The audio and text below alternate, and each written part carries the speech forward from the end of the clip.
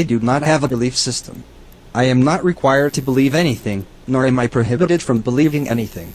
What I believe is tentative, reasonable, and entirely dependent on evidence. I meet none of the requirements of faith. I do not yet know how the first life forms arose, but I know that science is revealing more and more in that area. I also know that it evidently did happen due to many different cues and clues which I could share with you. I also know that the various fables men hope to erect in the place of knowledge are not true. The global flood, the Tower of Babel, the creation myth, all of these are certain not to have happened, and each are supported solely by the least credible proponents possible using the most fallacious arguments imaginable, trying to squeeze their God in the dwindling gaps in our knowledge. There is more truth in the fields of biochemistry studying the formation of living elements than there is in the bewilderingly inane belief that a jinn conjured anything out of nothing by the use of an incantation spell. I asked you earlier, what evidence you need befitting God's majesty?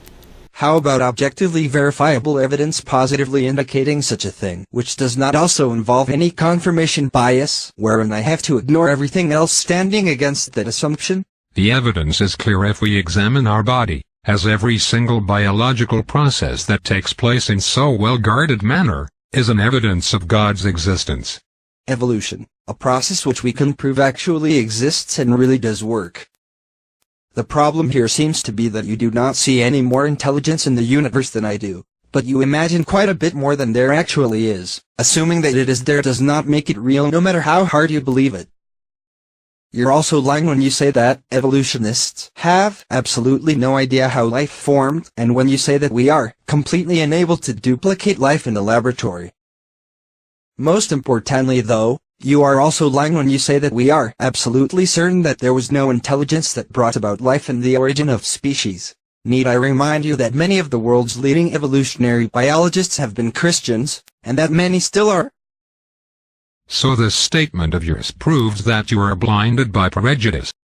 No, that statement proves that I am not blinded by prejudice the way that you obviously are. Not that you have researched well to find that God does not exist. In science, many things may be possible, and no possibility is ever dismissed until disproved. However, we can only posit what is supported as compared to what is not supported, and your God is not supported.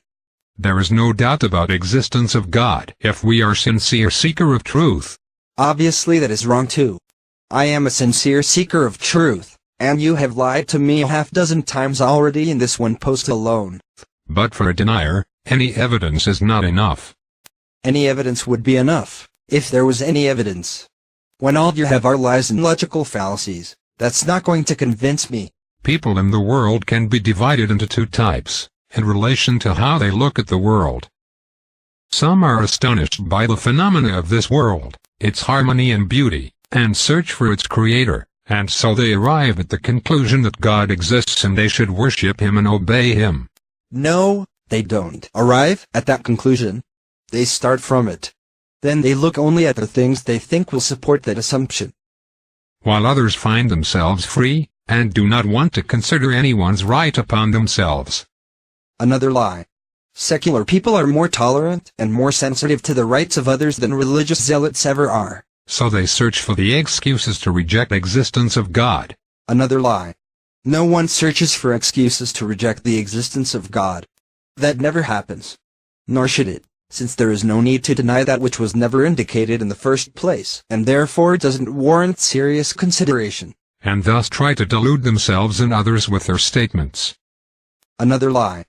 Creationist websites actually brag about doing this, but science sources reject that philosophy outright. Does nature segregates phosphate for so long to prevent it from reacting with forming molecules? No.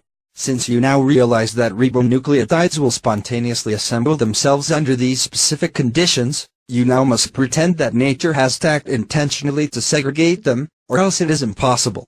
However, you also know that new chemicals can enter an existing mixture at any time depending on the conditions, and not every chemical will always be present at the onset. You know this, but are not honest enough to admit it. So you're smoke screening now.